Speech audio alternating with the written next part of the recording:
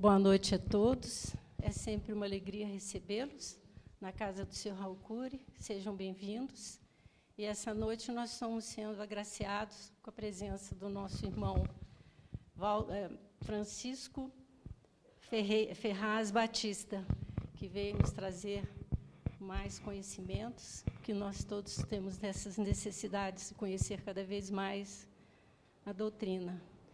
E é um prazer, e pedimos a Deus, a Jesus, a Maria de Nazaré, que o envolva com muito carinho, para que ele passe para todos nós, com toda a simplicidade, com tudo aquilo que ele tem para trazer para nós, e que ele seja envolvido com muita paz pelos mentores da casa.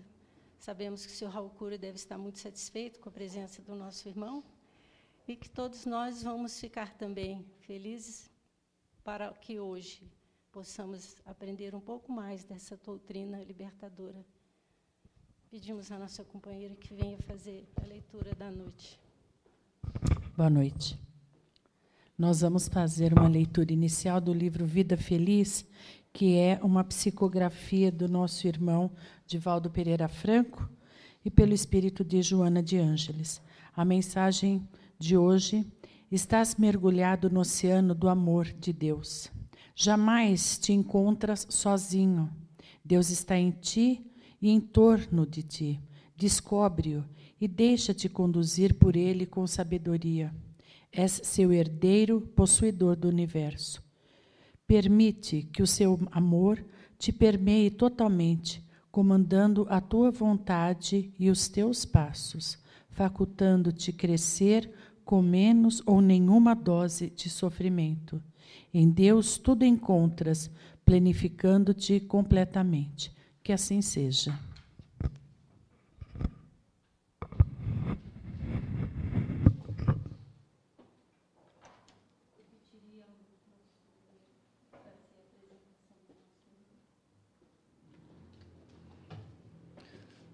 Boa noite a todos. Me permitam ler a vocês uma parte do currículo do nosso irmão palestrante da noite, para que vocês possam ter conhecimento de quem vem a ser o Francisco Ferraz Batista. Francisco Ferraz Batista, ele está vinculado ao Centro de Estudos Espíritas Fraternidade, em Curitiba, Paraná. Ele foi vice-presidente e presidente da Federação Espírita do Paraná por 2 mandatos. Atuou por 5 anos como secretário da Comissão Regional Sul da Federação Espírita Brasileira, que reúne as federações espíritas dos seguintes estados: Rio Grande do Sul, Santa Catarina, Paraná, São Paulo, Mato Grosso do Sul e Rio de Janeiro. Atualmente é membro efetivo do Conselho Superior da Federação Espírita Brasileira, eleito para o quinquênio 16 a 21. Coordenador da Comissão Jurídica de Apoios ao Conselho Federativo Nacional da Federação Espírita Brasileira. Palestrante espírita com atuação em todo o Brasil e no exterior. Já desse eu vi uma agenda dele, não é? Para outros lugares, outros países. Escritor espírita, tendo lançado seu primeiro livro em outubro de 2014 pela editora Bezerra de Menezes, em Santo André, São Paulo, cujo título é Nos Tempos de Paulo. Médium, com o prefácio da médium Sueli Caldas Schubert. Os direitos autorais foram doados ao Lar Amélia de Rodrigues, que é mantido pela EBM, em Santo André, é a editora. Seu segundo livro foi lançado em julho de 2015 pela editora Francisco Spinelli, da Federação Espírita do Estado do Rio Grande do Sul, cujo título é Os Ângulos do Cristianismo, Admoestações de Jesus e os Ângulos do Espiritismo. Os direitos autorais foram doados à Federação Espírita do Estado do Rio Grande do Sul. Seu terceiro livro foi lançado em março de 2016 pela editora Bezerra de Menezes, Santo André, São Paulo, cujo título é Testemunho pelo Cristo, com o prefácio de Haroldo Druta Dias. Os direitos autorais foram doados ao Lar Amélia Rodrigues, que é mantido pela IBM Santo André, São Paulo. Seu quarto livro foi lançado em maio de 2018 pela editora Francisco Spinelli, da Federação Espírita do Estado do Rio Grande do Sul, cujo título é Testemunhos pela Verdade, com prefácio de Sandra Borba Pereira. Os direitos autorais foram doados à Federação Espírita do Estado do Rio Grande do Sul. Profissionalmente, é advogado com pós-graduação em Direito Empresarial, especializado em Direito do Trabalho e Direito Tributário. Casado com Eleonor Cecília Batista, que é, por sua vez, psicóloga, possui 6 filhos e 3 netos. Este é o currículo do nosso companheiro palestrante desta noite. Então, com vocês, nosso irmão Francisco Ferraz Batista.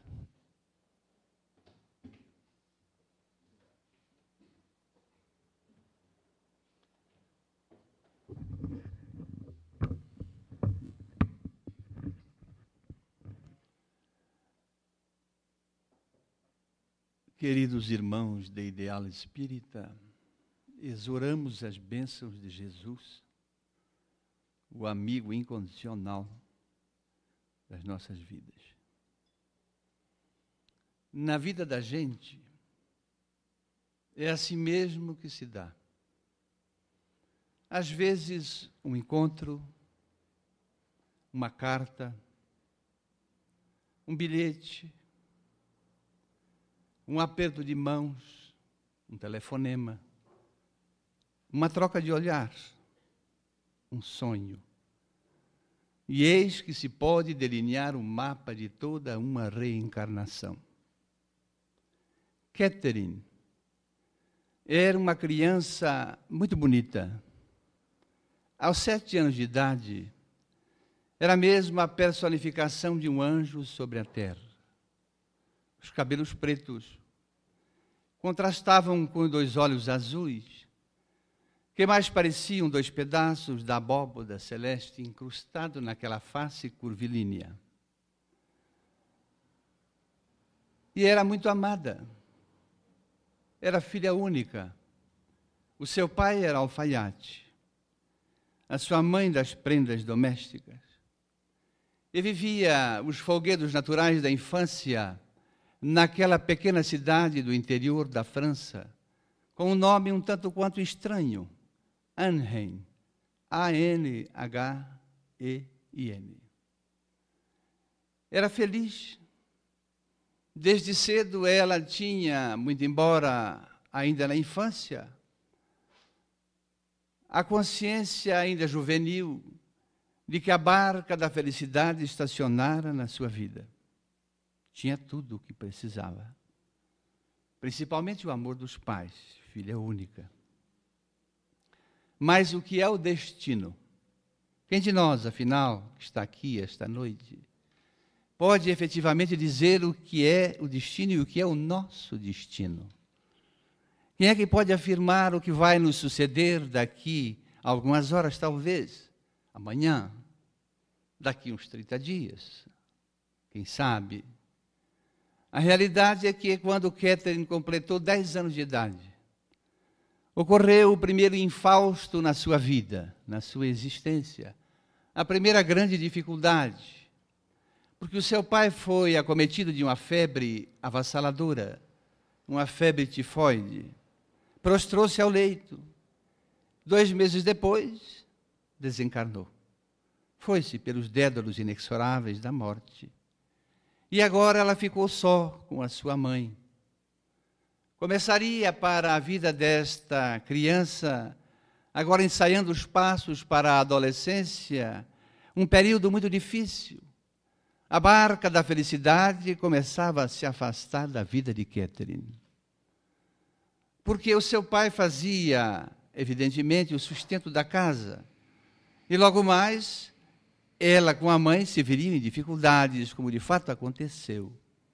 E a sua mãe foi obrigada a sair pelas redondezas, pela vizinhança, a fazer trabalhos de domésticos.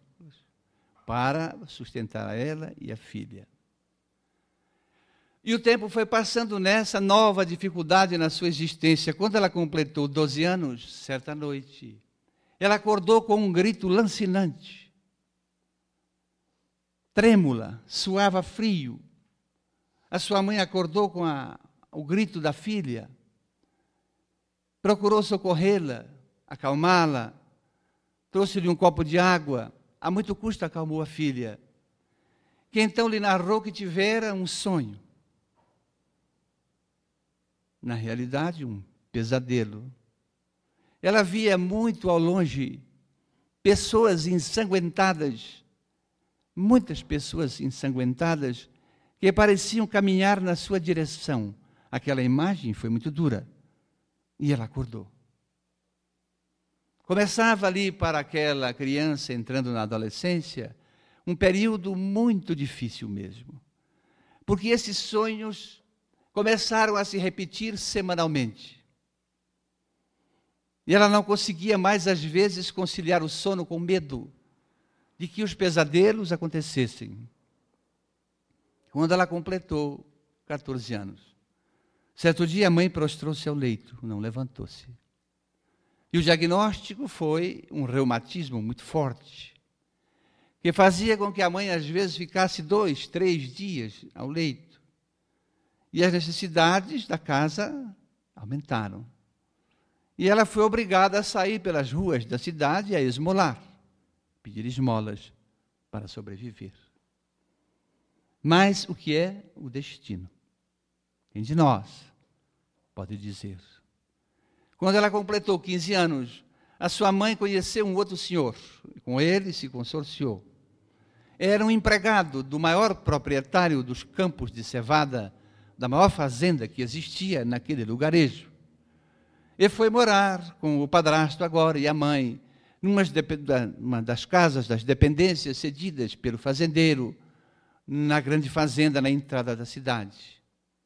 Imaginou agora a Catherine, na sua adolescência, que os problemas, principalmente da subsistência material, seriam debelados, e de fato foram. Eles deixaram de existir. Mas começava uma outra etapa difícil, porque o padrasto era afeto às bebedeiras, às orgias. Chegava tarde da noite, se viciava a esposa com palavras duras, quando não, certa noite, atentou contra o pudor de Catherine. Enfim, o destino experimentava aquela agora adolescente novamente. E ela procurava, pretendendo zelar das necessidades da mãe, esconder-se do padrasto, fugir daquela situação difícil. Não dizia à mãe com medo de que ele abandonasse a mãe e o sustento da casa novamente perecesse. Então ela se apossou de um sentimento que chama-se resignação. E quanto mais o destino experimentava a Catherine, parecia que ela se tornava mais bonita. Ela já era bela por fora, e agora ficava bela por dentro.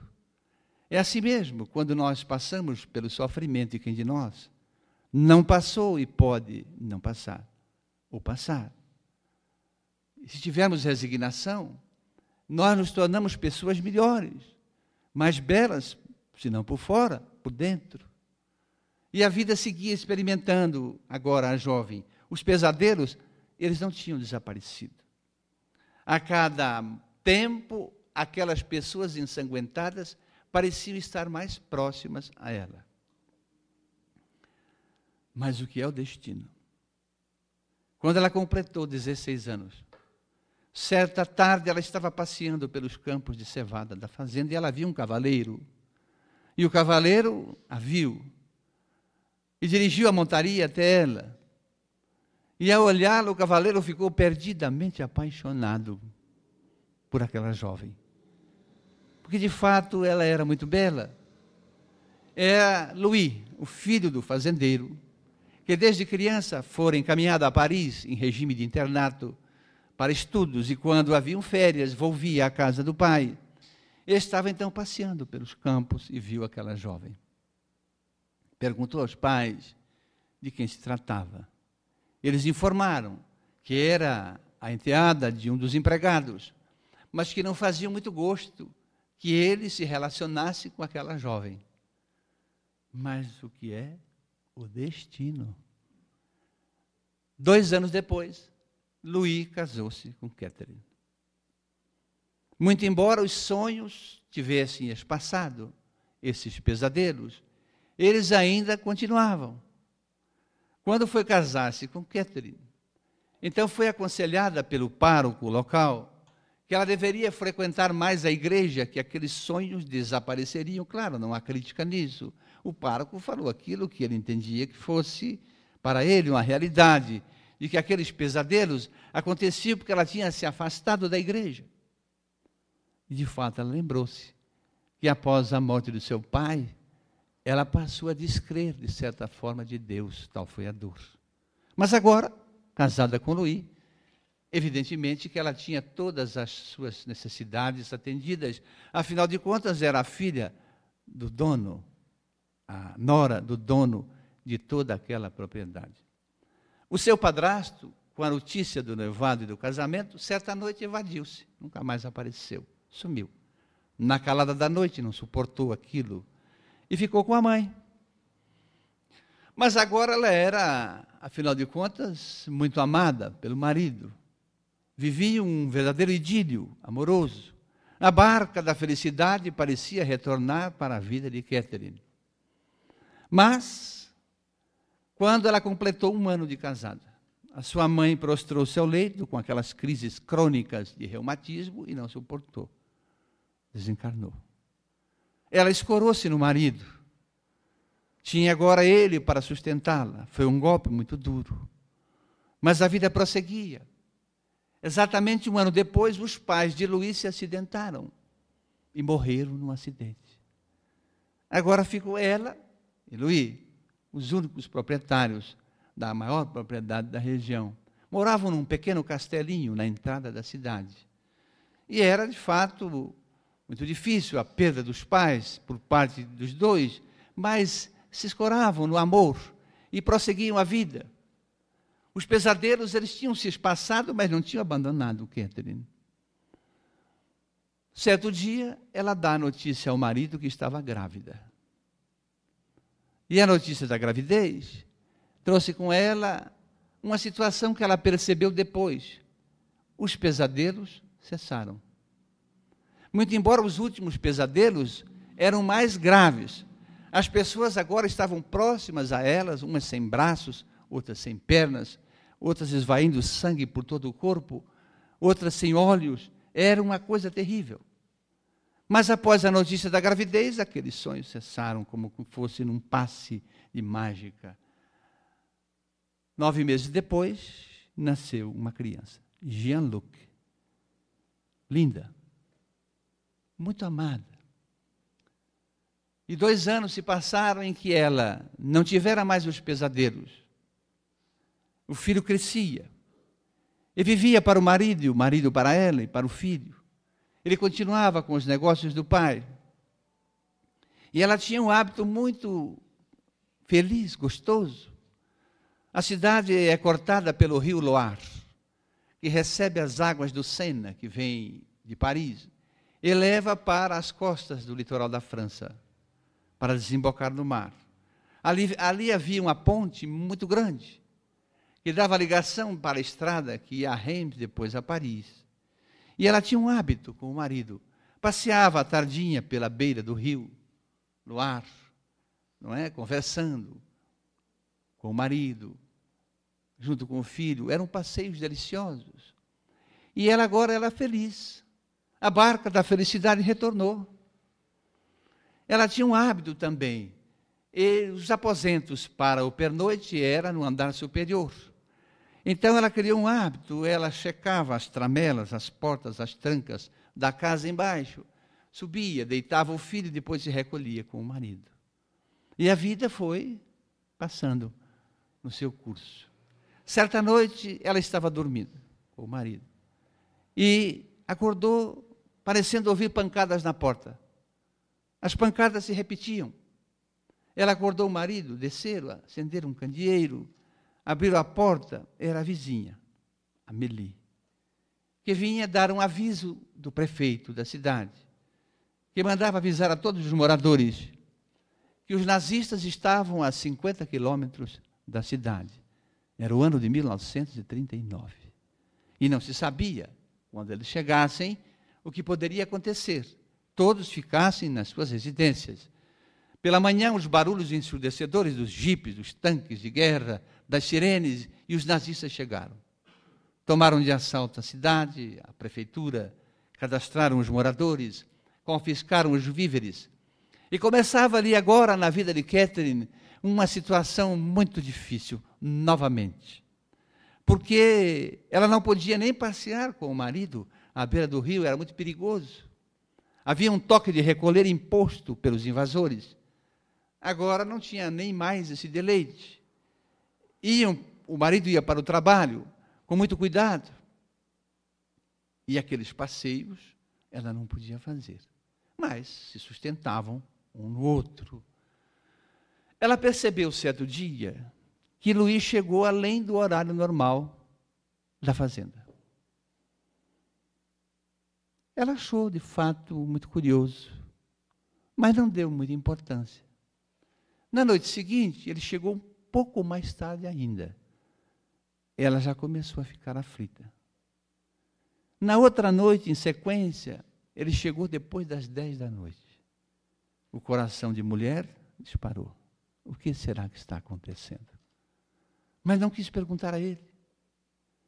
Ficou com isso, carregando aquilo com ela. Meu Deus, o que será que está acontecendo? Na outra noite, na quarta noite, ele chegou próximo à meia-noite. Ela começou a chorar às escondidas. Não quis perguntar a ele. Na quinta noite, ele chegou cedo. Ela achou muito curioso. Enquanto ela estava na cozinha, nos afazeres do preparativo do jantar, ela veio para a sala e ela viu uma mala. Era a mala de Luiz. Meu Deus. Ele vai embora. O coração de mulher disparou. Começou a chorar.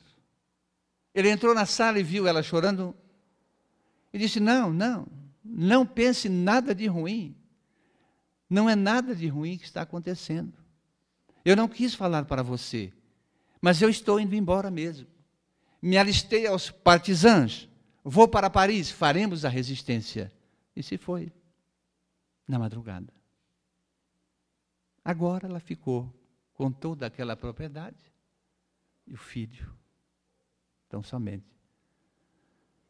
Começava na vida de Catherine, mais outro período difícil. Não tivera notícia de Luiz no primeiro ano. Não havia notícias. Às vezes ouvia pela madrugada os tiros, os fuzilamentos na praça da cidade.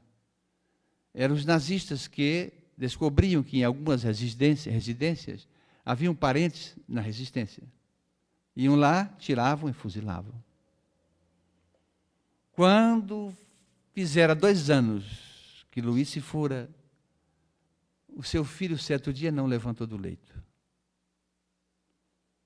O diagnóstico, a mesma febre tifoide que havia levado seu pai para a espiritualidade.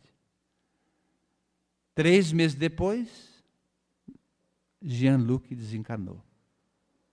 Agora, foi uma dor muito grande. Insuperável. Ela suportou a perda da mãe, do pai, da mãe, porque a mãe ajudou na perda do pai, a perda da mãe, estava casada, Luiz estava lhe sustentando. A partida de Luiz, sem saber se voltava, mas tinha o filho. Agora Deus lhe tirava o bem mais precioso, o filho. Deus definitivamente não existia. E começava na vida de Catherine as dificuldades enormes que muitas pessoas enfrentam. Ela tinha até uma propriedade, tinha subsistência, mas de que adiantava? Tinha tudo e não tinha nada. Não podia de fato, entender aquela situação. 6 meses depois, Jean-Luc houvera desencarnado, os pesadelos voltaram, certa noite. E voltaram mais potentes. As pessoas estavam perto dela, estendendo as mãos, ensanguentados totalmente. Aquilo foi demais. E ela começou a nem se alimentar mais, era pele e osso, o sofrimento lhe trazia muitas dificuldades. E o sofrimento em certas circunstâncias da vida, se não compreendido, buscado compreender, pode trazer um momento, uma situação muito perigosa, que acontece de resto na vida de toda criatura. E quando isso acontece na vida da criatura, é preciso que a gente busque apoio, auxílio. É um sinal de alerta. E esse cometimento chama-se desgosto pela vida. Ela começou a desgostar da vida. De que adianta viver? De que adianta sofrer tanto? Não há esperança, não há saída. Estou sozinha. Não tem mais objetivo para a vida. E o desgosto pela vida, na sua repetência sem combate, leva a uma armadilha perigosíssima. E às vezes sem volta. O suicídio. E ela começou a arquitetar na sua mente ideias de suicídio. Olha, Deus não existia mais. Lhe tirou tudo. Lhe deu e lhe tirou. E agora ela não tinha nada mesmo. Se ela morresse, tudo se acabaria. E começou a fazer planos de se jogar nas águas do rio, porque ela não sabia nadar. E às vezes, como não podia passear à noite, era perigoso, à tardinha ela saía e muitas vezes ela quis se jogar nas águas do rio, mas parecia que mãos invisíveis lhe seguravam. Ela não conseguia lograr êxito na sua tentativa. Era uma coisa estranha demais, aquilo lhe desgastava muito. E a vida foi se arrastando nessa dor. E quem passa pelo problema é uma dor incomensurável. Era a noite de 5 de junho de 1944. Naquela noite, como ela fazia de costume, ela checou as tramelas, as trancas, a porta, embaixo, subiu para o seu aposento, um candeeiro, colocou no criado mudo. Sentou-se na cama, recostou-se na guarda da cama e começou a passar a sua vida em revista. Lembrou-se do pai, da mãe, do padrasto, do sogro, da sogra, de Louis, de Jean-Luc. De fato, não havia mais razões para viver. Então ela fez um plano. Ela veria então de acordar bem cedo com o escuro. E aí ela correria de um lado para o outro da margem do rio e se jogaria nas águas. E ela morreria. Absorta naqueles pensamentos, adormeceu. Madrugada, pancadas se ouviram na porta. Naquela madrugada, o capitão Randall Marshall, da Real Força Aérea Britânica, desceu nos campos de cevada daquela cidade num comando de uma esquadrilha de 600 planadores e 2.500 paraquedistas. A um comando reuniu a tropa na propriedade de Catherine, aos fundos. E com uma ordenança que falava um francês precário, bateu à porta da casa de Catherine. Ela acordou, as pancadas. Acordou, ficou trêmula. Desceu tateando, acendeu um candeeiro. As pancadas se repetiam. Olhou pela porta, haviam frestas. Ela viu fardas. Deveriam ser os nazistas, que descobriram então que Louis estava na resistência e vieram buscá-la para fuzilá-la na praça pública. Seria melhor assim, pensou. trêmula, abriu a tranca. Eram soldados, mas não eram os nazistas. Ao que o capitão Randall Marshall disse a ela que, em nome do comando aliado, estava requisitando a sua casa para fazer ali um QG. O objetivo daquela companhia era tomar um bunker que os nazistas tinham feito naquela ponte, uma casa-mata muito grande, para dar cobertura às tropas que, naquele instante, estavam desembarcando entre Le Havre e Constantin, na Normandia francesa. 350 mil soldados canadenses, australianos, americanos, desciam nas costas da Normandia, naquele que é considerado o dia de maior estratégia militar, o dia D. Ali se estabeleceu, naquela cidade, naquela tomada daquela cabeça de ponte, um dos mais sangrentos conflitos da Segunda Guerra Mundial. E os soldados que iam para o front, para a batalha, voltavam ensanguentados, ora sem pernas, ora sem braços, e ela é o anjo daquela companhia. Ela vai ser a enfermeira, a mãe, a irmã, que atendeu toda aquela companhia, aqueles que vinham vertendo o sangue das metralhas. O que é o destino? Nessa batalha, imortalizada por Hollywood, num filme chamado Uma Ponte Longe Demais, nós temos a história de uma vida. E na história desta vida, que foi depois reportada pelas seleções Reader's Digest em 1948, com o título Anjo e Angel, nós podemos pensar, retirar 4 grandes questões da alma, que via de regra todos nós estamos afetos a ela. É claro que há muitas outras, mas a primeira que selecionamos é a dor. E o que é a dor? O que representa a dor para nós?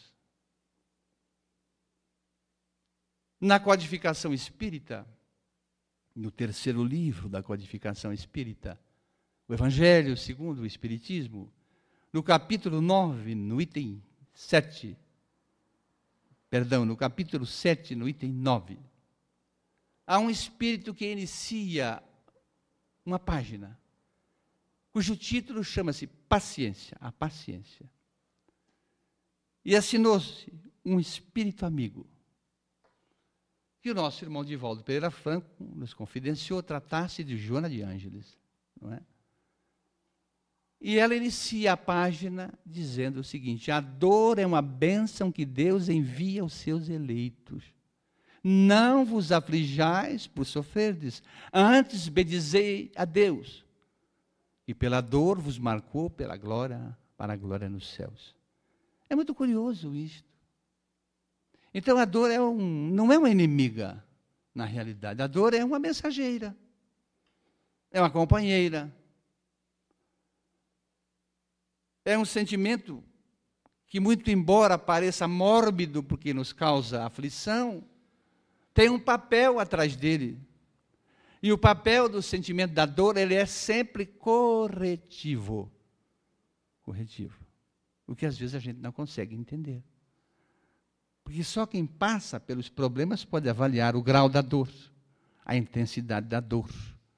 A perda de um filho amado deve ser uma coisa muito dolorida. A perda do marido, da mulher, a perda no sentido da morte, porque ninguém perde ninguém, só para entendimento. Deve ser muito difícil. A dor de uma separação, não deve ser fácil. A gente só pode imaginar, e muito palidamente. As dores dos amigos que se vão, que agora não mais são amigos. Enfim, são dores que a gente não consegue explicar. E apenas conseguimos entender, às vezes, com o tempo, o que ela causa na gente. Mas a dor tem sempre um processo educacional. Se nós entendermos assim, nós vamos começar a entender a razão do sofrimento. E para compreender a dor, a gente pode criar vários exemplos, várias metáforas. E eu me apropriei de uma delas para entender um pouquinho. Porque há vários tipos de dores. Existem as dores físicas, por exemplo, oriundas de um problema físico, uma degeneração orgânica qualquer, não é? Que causa dor. Que pode, às vezes, por exames, ser detectado, com medicamentos, ser debelada, e aquela dor desaparece. Mas existem as dores de longo curso, que são muito difíceis de desaparecer. Às vezes não conseguimos, numa encarnação, superá-las, que são as dores morais. Essas parece que são dores mais doloridas. E é sobre essas dores morais que nós precisamos diuturnamente combater, através da nossa ação, enquanto alma, enquanto espírito. O espírito André Luiz, na obra Evolução a Dois Mundos, psicografada pelo nosso Francisco Cândido Xavier, hoje no mundo espiritual, vai dizer, e criaremos aqui um quadro, uma metáfora para entendimento, um exemplo, que nós temos, reprisando a doutrina sânscrita do hinduísmo, que chamam de chakras. Então, André Luiz chama de centros de força. Nós temos nessa trindade que somos nós, espírito, perispírito, corpo físico, enquanto encarnados, milhões de centros de forças. Mas há 7 principais que são também, pela doutrina do hinduísmo, colocados nesse sentido. O centro de força coronário, que fica no meio da cabeça. Para entendimento, na criança, na moleirinha, ali. Esse é o centro de força ligado à glândula pineal, é a glândula da mediunidade. É o centro de força da mediunidade, inclusive. Das intuições, das recepções do mundo espiritual, das emissões mentais nossas. Há o centro de força frontal, os órgãos do cérebro, o cérebro, hipotálamo, toda aquela caixa, engrenagem de órgãos do cérebro, que é onde estão registrados o pensamento, que é recepcionado do espírito. O centro de força laríngeo, boca, faringe. O centro de força cardíaco, coração, pulmão. O gástrico, que é intestino, estômago, parte do esôfago. O centro de força solar, ou esplênico, as defesas do organismo. Vesícula, bácio, pâncreas, fígado, rins. Esses órgãos que depuram todos os alimentos que passam por dentro do corpo. Não é? E o centro de força sexual, os órgãos sexuais. Esses centros são unidades energéticas que temos no organismo, altamente potentes. E como é que a gente pode sofrer a dor? Quando a gente desarranja esses centros pelo pensamento. Como? Ora, nós somos uma estação transceptora. Significa o quê? Nós pensamos. Emitimos o pensamento. Ao emitir um pensamento, qual é a engrenagem? O maquinário primeiro que é o movimento? É essa trindade. Portanto, se eu emito um pensamento bom, na minha própria complexão trinitária, espírito, perispírito, corpo físico, eu despejo energias boas. Mas se eu emito um pensamento mau na direção de uma pessoa, eu sou o primeiro a recepcionar essas energias deletérias, más, negativas. Então, às vezes, uma atitude nossa repetitiva de desequilíbrio vai primeiro afetar nós mesmos. Porque tudo é a mente, tudo é o pensamento. E aí vamos associar para entendimento com uma página de um livro muito curioso, muito interessante. Eu gosto muito de citar livros, né? Existia um jornalista espírita, deve ser conhecido muito nessa região aqui. No sul não é tanto conhecido. Ele participou em Uberaba, na Casa da Prece, do grupo mediúnico de Chico Xavier. Depois ele mudou-se para o Rio de Janeiro, chamado Clóvis Tavares. E Clóvis Tavares escreveu alguns livros interessantíssimos. Um deles chama-se A Mediunidade dos Santos, onde ele faz um estudo da mediunidade dos santos da Igreja Católica Romana. É muito interessante, recomendo a leitura. E o outro ele fez em homenagem ao mentor espiritual de Chico Xavier, Emmanuel. Homenageando o mentor, que depois de atender o público lá, ficava com eles, nas reuniões em Uberaba, conversando com eles. E ele, então, editou um livro em homenagem a Emmanuel, que ele deu um título, Amor e Sabedoria de Emmanuel. Nesse livro tem vários capítulos, todos eles notáveis. Tem um em que ele intitula Emmanuel e a Medicina. E ali ele vai classificar Emmanuel, por exemplo, tratando da dor, das dificuldades orgânicas, ele vai classificar, por exemplo, as doenças que todo mundo tem, temos por aí. E ele faz uma classificação curiosa. Ele diz, por exemplo, que há doenças aviso. O que é uma doença aviso? Então, vamos usar o exemplo, é mais fácil de entender. Vamos dizer que os senhores e as senhoras vieram aqui à palestra, ainda não jantaram, né? Estão com fome. Aí, quando chegarem em casa, vão jantar. Aí vão à geladeira, tiram lá as comidas e fazem aquele pratinho. E como diz o italiano, mangia di fa bene.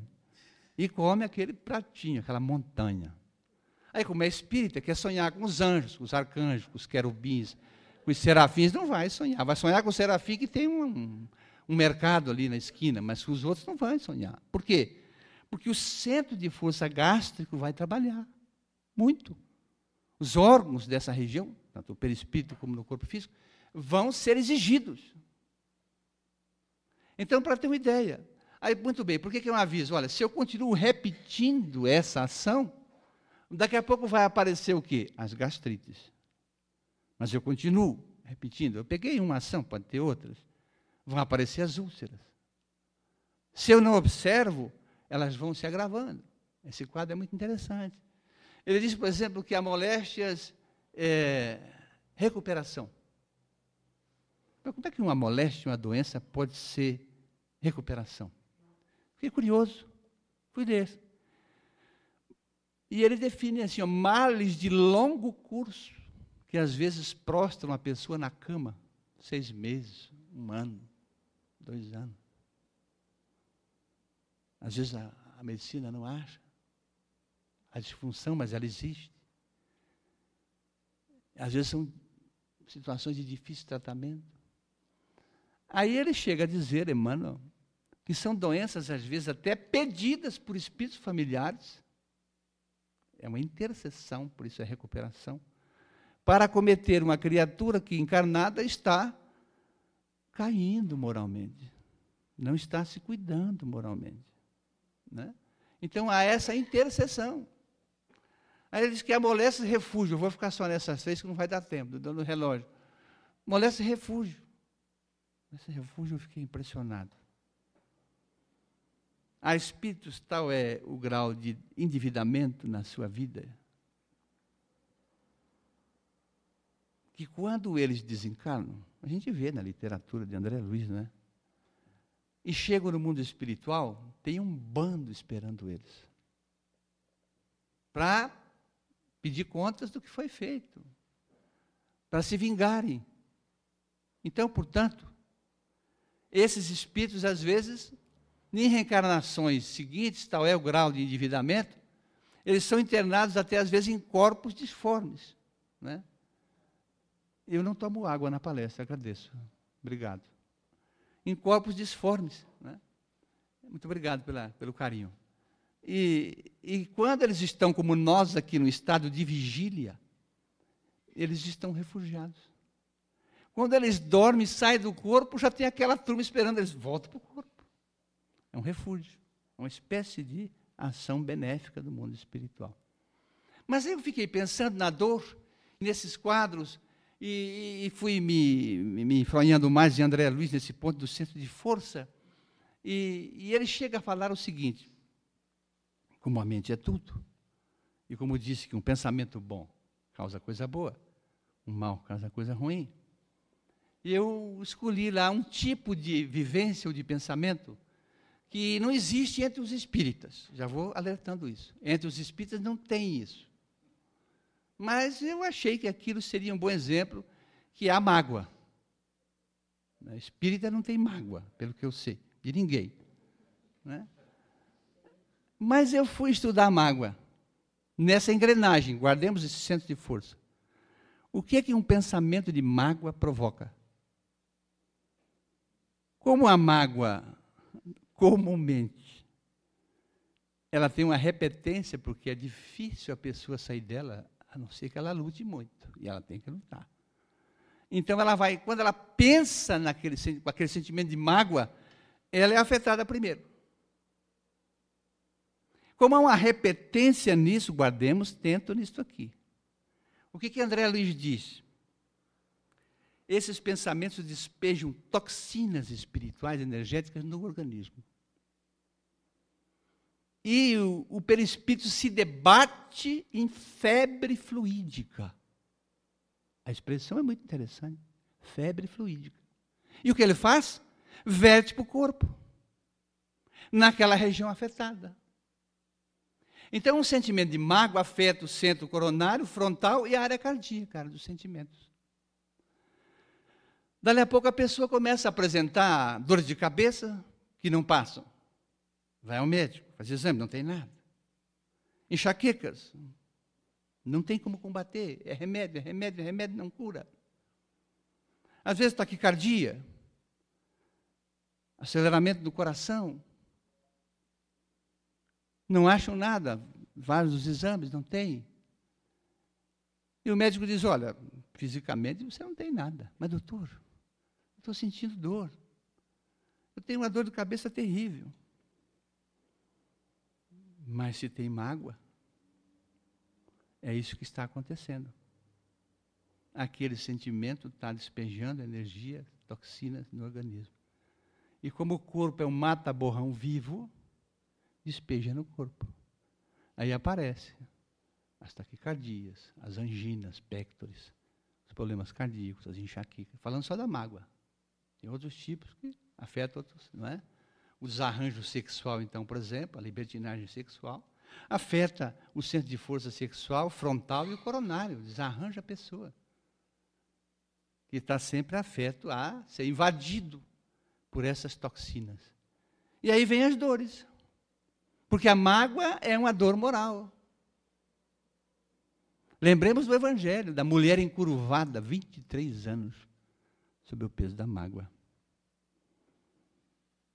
E mágoa é mágoa. Não adianta falar, eu tenho uma magoazinha. Mágoa é mágoa. Magoazinha nem magoazona é a mesma coisa. Né? Não tem jeito. Então, a dor, ela está presente na nossa vida, é essa a questão da alma. Porque nós temos que nos autocorrigir. A partir do estudo do Espiritismo, porque eu digo o estudo do Espiritismo, porque é a doutrina que vem para a Terra para trabalhar todos esses ângulos da vida humana. Então, nós precisamos nos corrigir. Conhecer o problema primeiro, para depois combatê-lo. Há meios de combater a dor, vários. A dor moral, sim. Há um antídoto fabuloso para a dor moral. E que é a segunda grande questão que separamos. E que se chama esquecimento do passado. Questão 392 do Livro dos Espíritos, o codificador do Espiritismo, o professor francês Hippolyte Léon Denisard Rivail, que utilizou-se de um pseudônimo, Allan Kardec, indagou aos reveladores sobre essa questão. Porque o homem, qual é a utilidade, aliás, a questão é essa, qual é a utilidade do esquecimento do passado? Interrogação. Os reveladores responderam, esquecendo o seu passado, o homem, aqui no sentido homem e mulher, é mais senhor de si. Só que o esquecimento do passado não é só aquele esquecimento do que fizemos nas vidas anteriores. Isso já vem como uma proposta de correção para a alma, para o espírito, da parte da divindade. O esquecimento do passado é um instrumento que precisa ser vivenciado agora, hoje. Aqui e agora. Dos relacionamentos do hoje que nós temos. Esquecer as ofensas.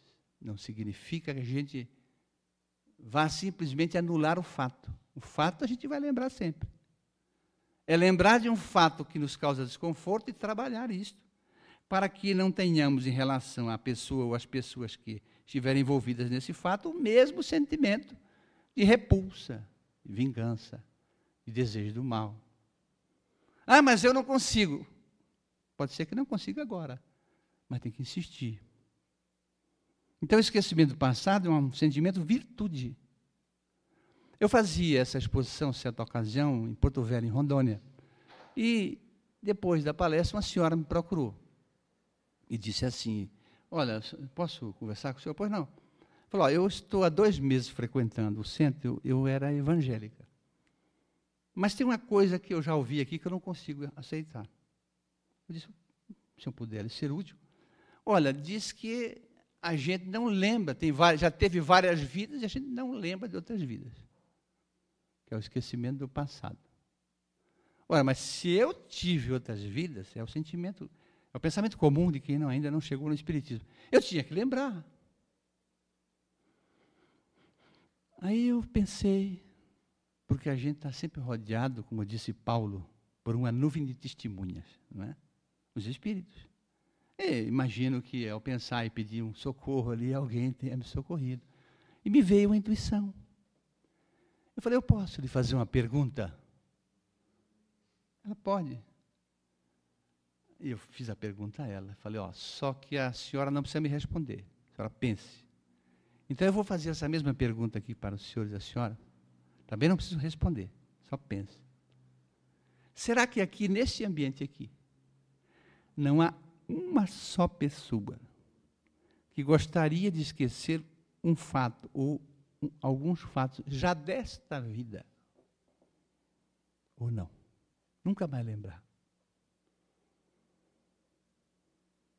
Que a vida é assim. Se a gente está caminhando para a luz, nós temos defeitos ainda. E nesse esmerilhar entre os espíritos, esse esbarrar entre os espíritos, nós temos desajustes que já cometemos. Não só em outras vidas, nesta mesmo. Nesta mesmo. Talvez não fomos tolerantes no momento que devíamos ser. Indulgentes no momento que o momento pedia. Talvez não fomos equilibrados e falamos o que não devíamos falar. E aí vem a refrega. A gente gostaria de esquecer. A gente põe no subconsciente, esquece um tempo. Ela a pouco lembra, dá um frisson na gente. Dá uma coisa ruim às vezes. E é o momento da oração que nos auxilia. Então, o esquecimento do passado é essa grande questão da alma. Precisamos viver todos os dias. Esquecer as ofensas. Porque há, evidentemente, às vezes, a necessidade de a gente devolver à lei o que tiramos, ao equilíbrio que quebramos. Não é? A gente escuta no meio espírita que nós podemos, não é? Que é a terceira grande questão da alma que eu reservei, expiar pelo amor ou pela dor. Não é?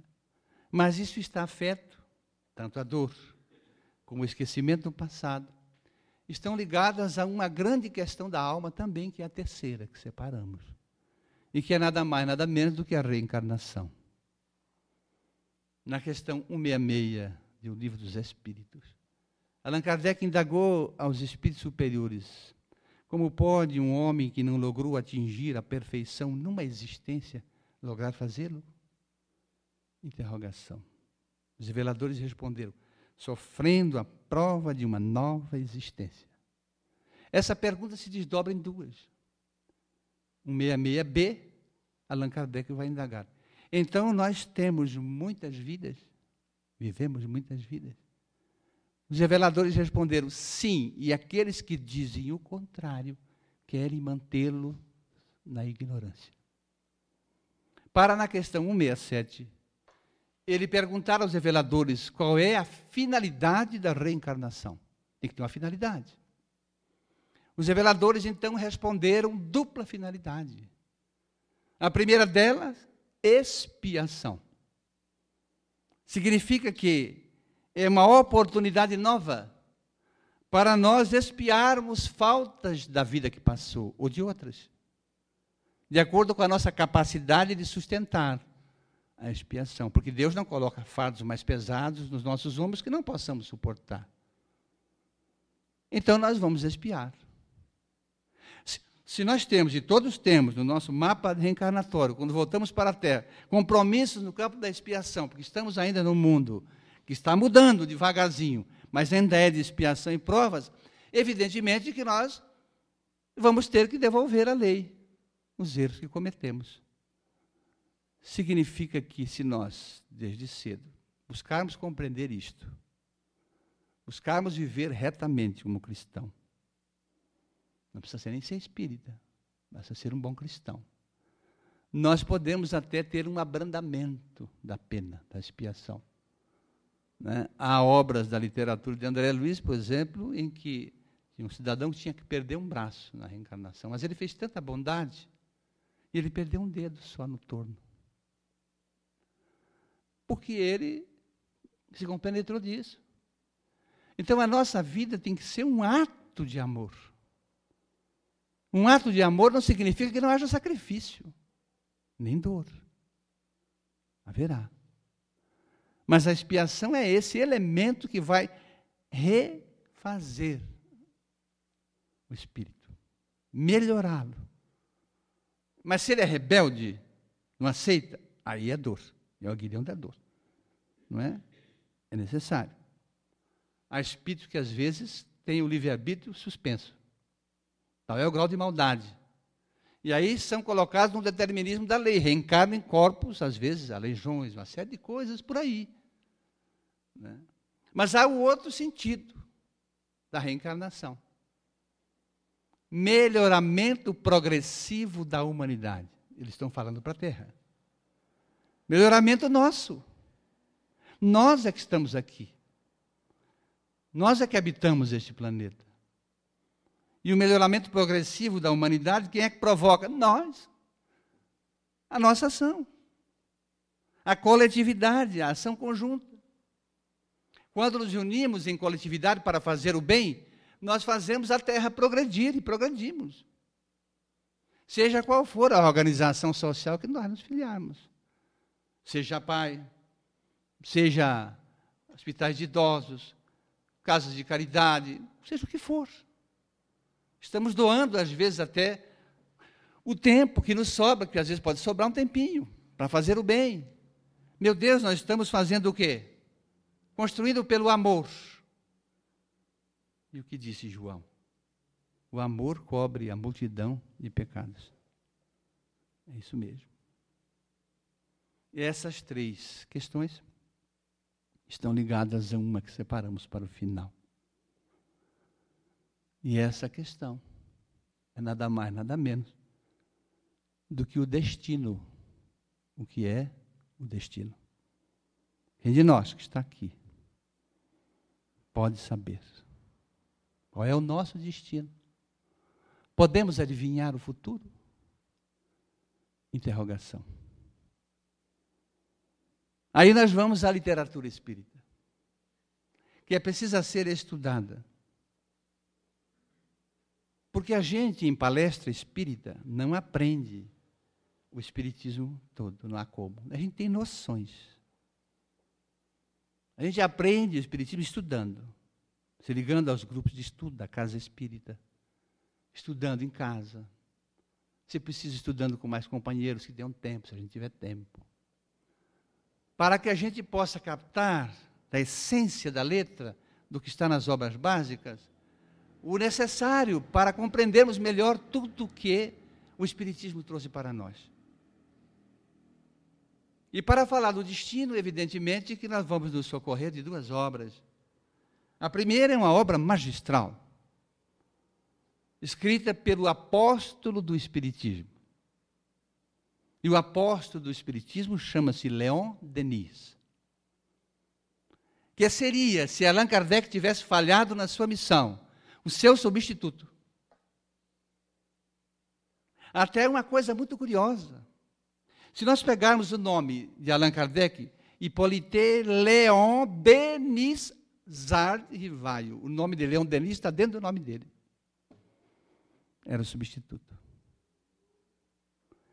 E ele escreveu obras notáveis, Mas uma delas, para quem sofre, e todos sofremos, é preciso estudá-la e lê-la. O problema do ser, do destino e da dor.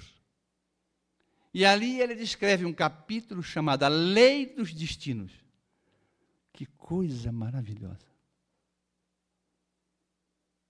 E vai dizer, por exemplo, numa expressão muito feliz, que nós, todos nós, somos os construtores do fio do nosso destino. Mas nós vamos associar esse capítulo da Lei dos Destinos com um capítulo que não é muito extenso e que está no 5º livro da Codificação Espírita, a Gênese, lançado em 1868, pelo mestre Allan Kardec. Nesse livro, na parte final do livro, há capítulos maravilhosos. A geração nova, por exemplo. Aquilo é um hino para a gente entender hoje o nosso tempo, o nosso momento. Os sinais dos tempos. Ele dá lá em 1868 os sinais de uma nova era. Que se a gente verificar os sinais que ele dá, está acontecendo hoje. Mas há um capítulo antes desses capítulos, que às vezes a gente passa muito rápido por cima dele, talvez não prestemos aí a atenção devida. Cujo título é Teoria da Presciência. Premonição, precognição, capacidade de defasar o futuro. Está ligado ao destino. Mas como entender o que está ali relatado? Para facilitar, Allan Kardec criou uma imagem. Ele fala no capítulo do senhor que está no cume da montanha, uma montanha. O senhor está no cume da montanha olhando para baixo. Ele olha lá embaixo e vê um homem subindo. Ele olha à direita e vê uma fera caminhando na direção do homem. Ele está vendo o futuro do homem. O Senhor da vida aqui, Deus, Ele sabe o que vai acontecer. Aliás, quanto mais evoluído o espírito, espiritualmente falando, mais condições ele tem de defasar o futuro. Ele conhece o passado, vive o presente e avança no futuro. Tomemos o exemplo de Jesus. Ele sabia, ele conhecia o futuro.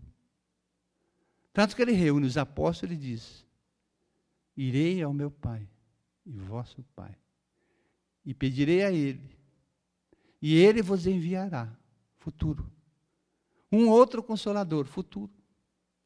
E esse Consolador vos fará lembrar de tudo que eu tenho dito, futuro, e vos revelará outras coisas, tudo futuro.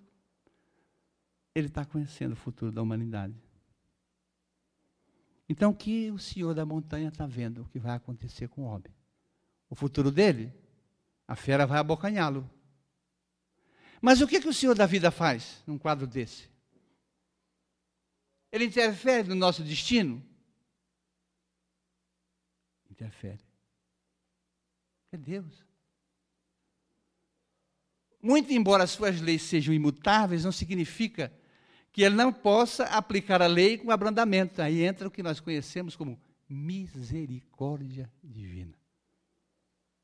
Ele interfere no futuro. E como é que ele vai interferir? Naquele homem que está ali, a fera vem na sua direção. Isso é uma imagem, vamos botar na nossa vida. Ele manda avisar. Como?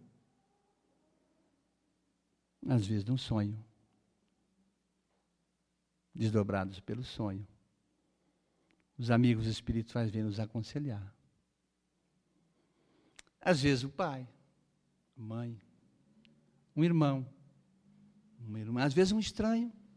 Olha, não vá lá, não faça isso. Pense melhor. Não vá dizer isso que você quer dizer. Pense um pouquinho. Tenha calma. O anjo guardião, os espíritos familiares. Eles estão toda hora nos falando nos ouvidos espirituais, nos dando alertas, para que a gente palmilhe um destino melhor.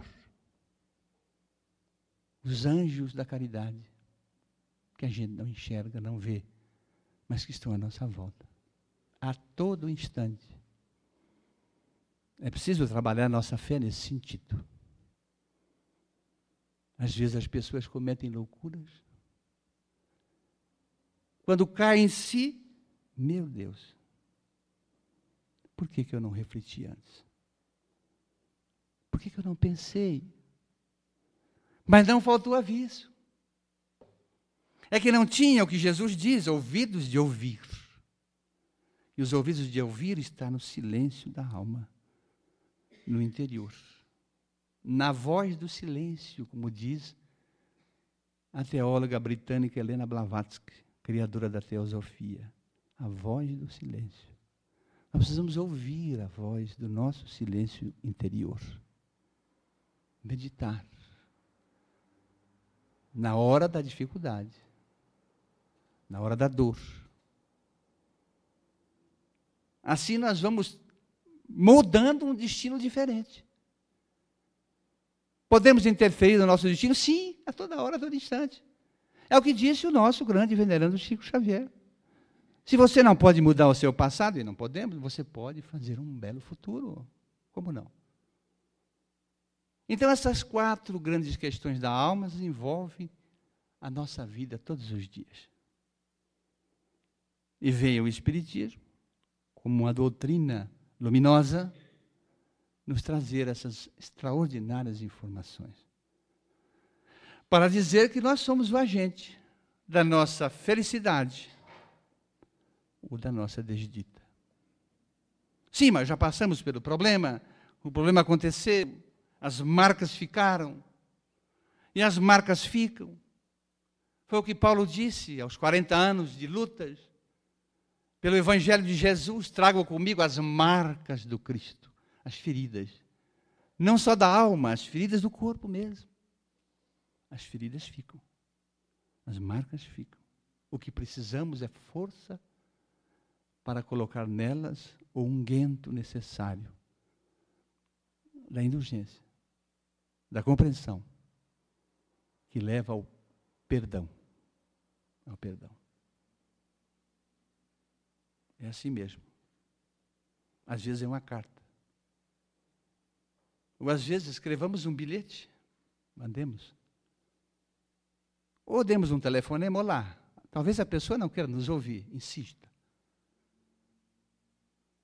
Se quiseres fazer a tua oferenda a Deus, disse Jesus, vai, reconcilia-te com o teu adversário. Depois vem e faz a tua oferta. Marque um encontro. Procure viver melhor. Peça perdão, se precisar. A vida é um hino que nós podemos cantarolar com alegria ou com choro. Depende de nós. A guerra acabou. Paris foi libertada. Louis voltou. Tiveram ainda mais 3 filhos.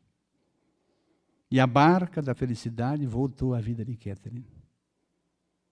O seu destino foi coroado pelo seu esforço, por não fugir da vida e por se apresentar à tarefa do Cristo. Façamos assim nós. Mesmo sejam quais forem as dores, não nos desesperemos. Façamos como disse a grande poeta potiguar Alta de Souza, pela mediunidade do nosso Chico Xavier. Prossegue, semeador, semeando o monte acima, a plantação da fé na gleba da esperança. Ara, semeia, aduba, e em timorato avança, consagrado a servir no solo em que te arrimas. Não aguardes lauréis de transitória estima, e quando a nuvem de lágrimas e de angústia te alcança, detens-te na própria fé, refúgio e segurança. No grande espinheiral do amor que te sublima. Vara, vento, granizo, injúria, calúnia, lama e prova. Espalhas aqui e além a paz que renova. No tempo a recordar solo vivo e fecundo. Amas, serves e constrói onde lidas, e esperas, pois trazes contigo a luz dos gênios de outras eras que vão promover com o Cristo a redenção do mundo. Muita paz. Muito obrigado.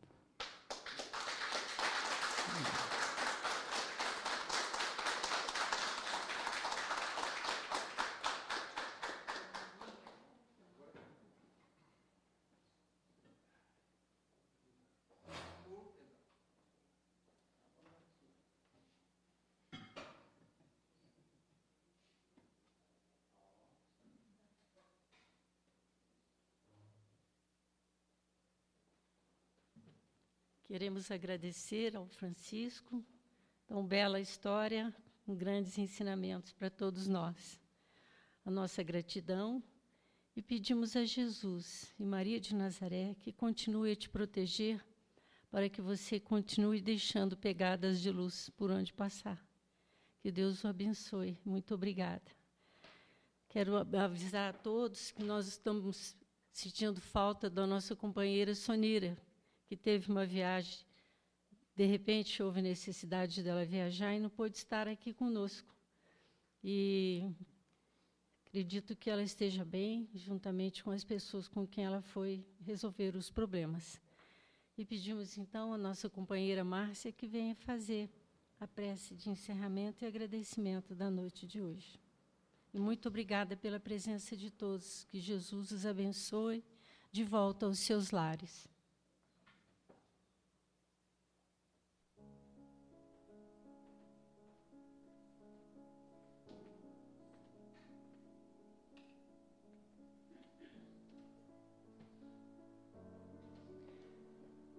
Após a prece, faremos um passe coletivo para que todos possam sair daqui com toda a energia plena nos seus corpos.